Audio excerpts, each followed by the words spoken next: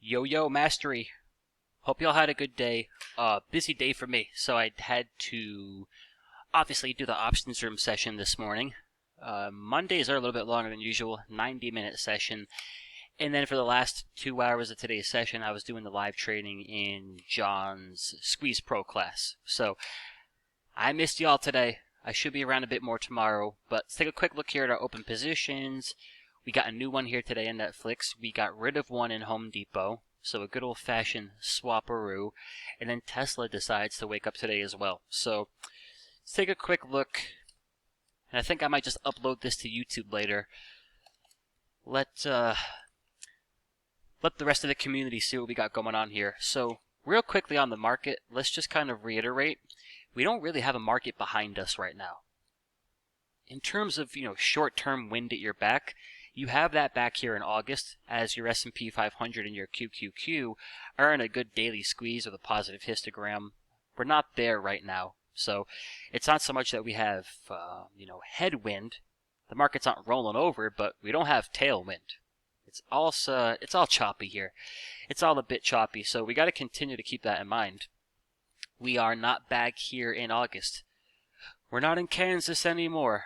And we're not back here in August where the S&P and the Q are bullishly squeezing at 21. So this does just warrant a little bit of patience, as there is a potential in the next week, 2 weeks, heck, maybe even the month of October, a bit of a chop fest here. But I'll tell you what, without a market behind us necessarily, we're kicking some butt here. So we finally got our fill on Home Depot today, so I want to commend y'all for good patience. I know that a lot of you are going to prefer the trades like a Goldman, where we get long on Thursday and we're taking profits on Friday, but way more often we got to work for it.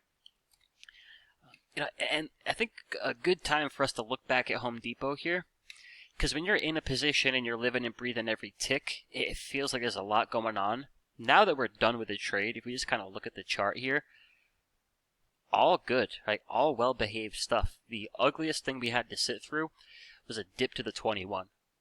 So we didn't get our profits quick. Home Depot never quite exploded, but it never broke our rules. It never broke structure. We just had to be a little bit patient. But I commend y'all for your patience, and that patience gets rewarded today with us bringing home 70% of the max profit on our put credit spread. So you know the drill.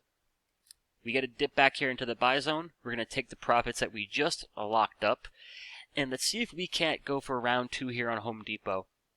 Your squeezes haven't even started the fire. I don't even think, your 4-hour squeeze hasn't even started the fire yet. So if we do get a dip, Home Depot is still very much in play. In lows, they kind of go hand in hand. But we'll look for another entry here on Home Depot. So good patience, good discipline on that trade. On to the next one. Tesla. Old girl waking up a bit here today. So I love our entry from last week. And that weekly squeeze just looks poised. So remember, just because I think something's going to happen, in no way, shape, or form does that mean that's what is going to happen. But structure for structure, it's a great weekly squeeze here. It does look poised for a solid push into earnings. So the weekly squeeze is firing long. The 3-day squeeze is firing long, and your brand new daily squeeze is basically on the verge of doing so, as is, the 4-hour squeeze actually did fire to the upside. So Tesla looks pretty good here, y'all. Now, typically today, this is where we start to think about taking profits as we're pushing through 2 to 3 ATR. We still have our position open, so we're looking for a push through 800. Today we hit 799, so Tesla couldn't spare the extra buck. We're in a good position, though. Our short strikes are back here at 745. We have expiration coming up in 2 weeks away. So we're 3 weeks away from expiration. We got short strikes back here at 745. We need a little bit more of a push to take home that paycheck. So if we do have to sit through a bit of a dip back to 780, even a dip to the 8 EMA, we should be completely fine doing just that. Structure looks good here. Everything looks good. So I think a dip would just be another opportunity to add more exposure. But I do think we can get through 800 this week, and we should be taking profits into that push. So good entry on our behalf. Let's see how Tesla unfolds here. And then on ZS, this is the stuff we got to get comfortable holding through. Daily squeeze, daily squeezing. So the only thing I don't like here is the histogram is losing a little bit of momentum, but your stacked DMAs are intact. You have green 10x bars everywhere. It was an average true range move down to the 21. And the 4-hour squeeze still has beautiful structure here. So if the market allows, I can easily see ZS getting picked up down here near 270-ish and right back towards the upside. So no complaints on that one. And our max profit per contract is about $150. I think the open loss is like $50 per contract. So we're currently down a third of what we stand to make. So no complaints here. Let's let a good looking daily squeeze. And our short strikes are at 270. So we got to be patient. Not breaking any rules here. So I still like ZS. Love that daily chart. Love me a little bit of that 4-hour here. And our newest position from today, Netflix. I'm loving our entry. Knock on wood here, I'm loving our entry.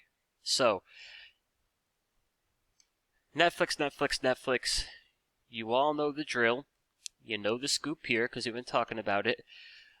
But last August, and I don't mean last month, I mean back in 2020, Netflix goes into a weekly squeeze. It weekly squeezes itself silly for well over a year.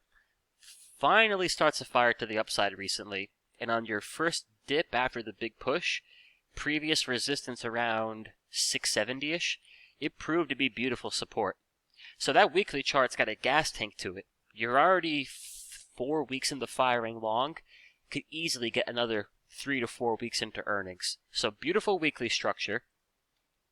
There's a 3-day squeeze firing long, and again, that pullback towards previous resistance, it proved to be support. That dip brings you right back to your daily 21. It spits out a brand new daily squeeze, and inside of the daily squeeze, you got that bad boy of a 4-hour squeeze just coiling on up here. So I like our entry. What I really like about our entry today is we're selling that put credit spread. And what do we get here for short strikes? We're down at 570, right? So we're selling that 570 put credit spread as the stock is down on the day, right? And this is important because over the last, call it 3 to 4 bars here, just looking at a 4-hour chart, but generally speaking, over the last couple of days, as Netflix comes into the downside ever so slightly, I want you to visualize what's going on with those puts. So as Netflix comes down from 600 to 580, right, on that 20-point dip there, those 580 puts, those 575 puts, those 570 strike puts, etc., they're gaining a little bit of, call it BS premium, as the stock dips here. So we're selling those puts as the stock is coming in. Implied volatility is rising slightly. There's a little bit of extra premium to those puts. The beauty of an entry into a little bit of a dip is if you can sell those puts as they're gaining value, as soon as the stock bounces, and granted, we caught a good bounce here, so we're selling that spread as Netflix is down like 1% on the day. But as you catch that bounce here, any little bit of premium that got caked into those puts over the last few days here, it gets sucked right back out. And I can show you a visual here. The 570 put that expires on October 15th, that's the put that we sold today in our put credit spread. Check out the chart of that actual option itself. As the stock is coming down a little bit over the last few days, these puts go from $6 all the way up to like 10. Now, today we're selling them while they're at like $8, basically. And then as Netflix bounces, look what happens to those puts. They go from 8 all the way down to 5. They almost lose half of their value on that little push. So as Netflix is dipping to the 21, a really buyable pullback, those puts are doubling in value. Not quite, but you're going from, $6 up to $10 and change. They're gaining a little bit of premium here, but it all gets sucked right back out as soon as the stock bounces. So you got that window of opportunity where a stock in a really bullish setup, is dipping a little bit, so the out-the-money puts are kind of gaining some bogus value. If we can sell those puts to somebody else and then catch a bounce, it's beautiful stuff here. So we got that order working, trying to buy this Netflix spread back at 70% of max profit.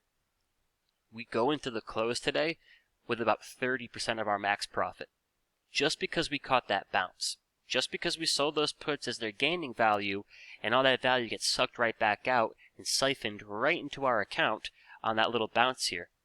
So now if Netflix can get a little something going into 600 plus, we're probably going to make quick work of this trade, get our 70% of max profit, and move on to the next one. So all good stuff there with Netflix, all good stuff here with Tesla.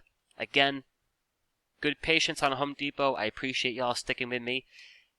Give yourselves credit. Obviously, I'm sending out trade alerts, so in a sense, I'm telling you what to do, but I know from experience, not the easiest thing to hold on to Home Depot is it's dipping down to the 21 as the market is kind of getting its butt handed to it.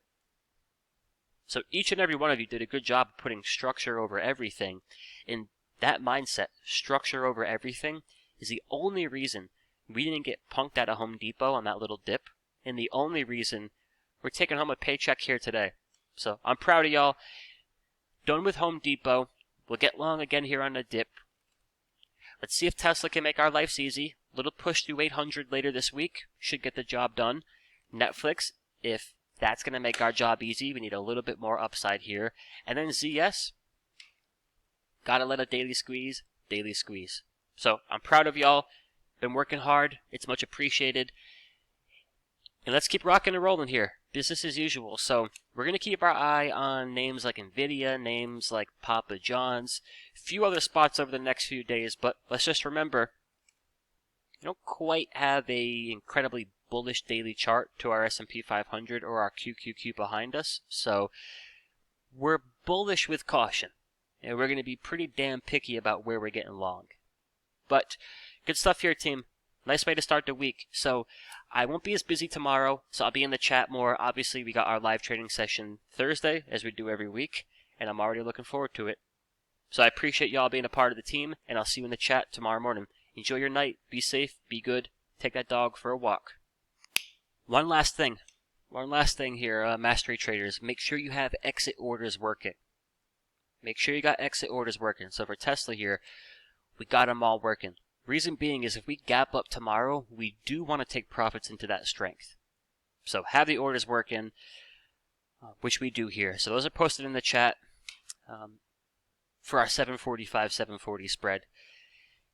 And obviously I got a few more spreads here, so yeah, we're on our way. We're well on our way here. So just wanted to remind you all, keep those exit orders working and we'll be in good shape.